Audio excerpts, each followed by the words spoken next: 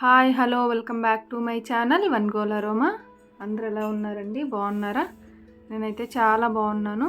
ఇవాళ నేను చాలా సింపుల్గా ఈజీగా మామిడికాయ పప్పు ఎలా చేయాలో చూపిస్తున్నానండి. వీడియో లాస్ట్ వరకు చూసి మీరు కూడా తప్పకుండా ట్రై చేయండి. చూసారు కదా పప్పు ఎంత ఎమ్మిగా ఎంత బాగుందో. కన్సిస్టెన్సీ ఇలా ఉండాలండి, మరీ చిక్కగా ఉండొద్దు పప్పు. దానికోసం నేను మామిడికాయ, టమాటాలు, ఉల్లిపాయ, పచ్చిమిర్చి, కొంచెం పోపుకి వెల్లుల్లిపాయలండి. కానీ నేను 2 గ్లాసులు కందిపప్పు తీసుకున్నాను. టీ గ్లాస్ అంత కందిపప్పు అయితే సరిపోతుందన్నమాట. టీ గ్లాస్ ఉంటుంది కదా మంది, దాంతో నేను 2 గ్లాసులు కందిపప్పు తీసుకున్నాను.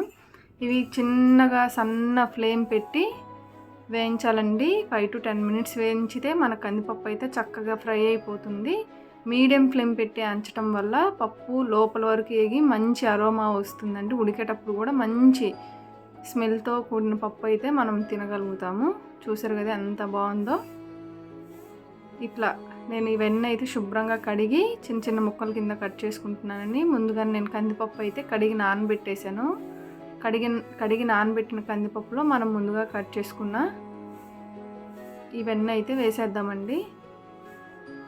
ఉల్లిపాయలు, పచ్చిమిర్చి, టమాటాలు, మామిడికాయ అండి. మీరు పులుపు చూసుకొని వేసుకోండి, తగినట్టుగా. మామిడికాయ పుల్లగా ఉందా లేదా చూసుకొని వేసుకోండి. ఇక్కడ కొంచెం నేను పసుపు కూడా వేస్తున్నాను. ఆల్రెడీ నేను పచ్చిమిర్చి వేసాను కాబట్టి కారం కూడా చూసుకొని వేసుకోండి. పులుపు కాబట్టి కొంచెం ఉప్పు కారం ఎక్కువే పడుతుందండి. మామిడికాయ వేసాం కదా, ఇంకా చింతపండు అయితే వేయట్లేదండి, పుల్లగా ఉంటుంది కదా మామిడి పండు. అందుకోసం ఇక్కడ నేను కొంచెం ఆయిల్ వేసాను, త్వరగా ఉడికిపోతుంది. కొంచెం కొత్తిమీర కూడా వేయండి. కొత్తిమీర ఉడికేటప్పుడు వేయటం వల్ల మంచి రుచిగా ఉంటుంది పప్పు. ఇట్లా మొత్తం ఒకసారి కలిపేసి మనమైతే విజిల్ పెట్టేద్దామండి. విజిల్ 3 నుండి 4 విజిల్స్ వచ్చేంత వరకు అయితే మనం ఉంచాలి.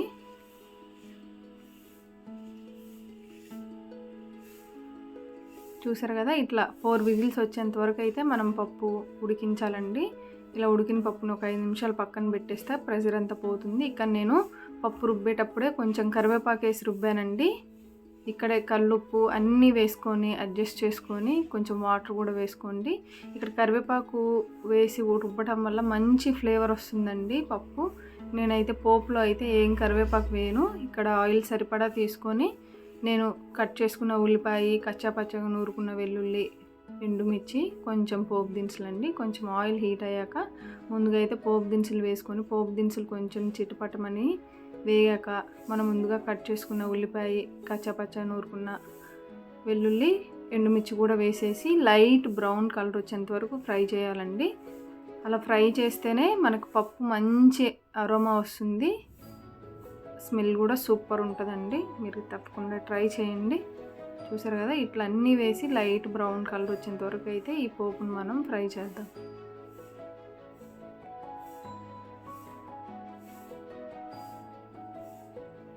చూసారు కదండి, లైట్ బ్రౌన్ కలర్ వచ్చింది కదా. ఇప్పుడు మనం ముందుగా రుబ్బి పెట్టుకున్న పప్పును కూడా వేసేద్దాము.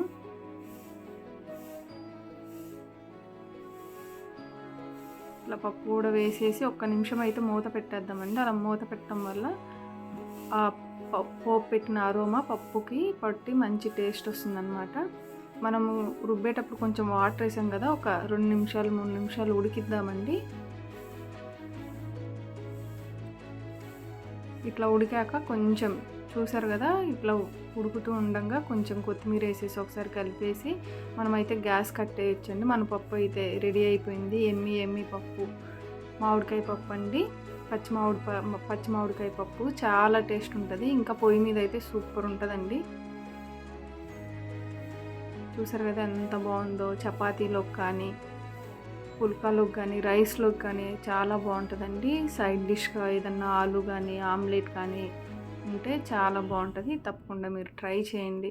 మీకు ఎలా కుదిరిందో ఖచ్చితంగా కమెంట్ చేయండి. ఎవరైనా కొత్తగా మన ఛానల్ని చూస్తుంటే లైక్ చేయండి, షేర్ చేయండి, సబ్స్క్రైబ్ చేయండి. మమ్మల్ని ఎంతోమంది ఆదరిస్తున్నారండి. సబ్స్క్రైబర్స్ అందరికీ చాలా థ్యాంక్ యూ.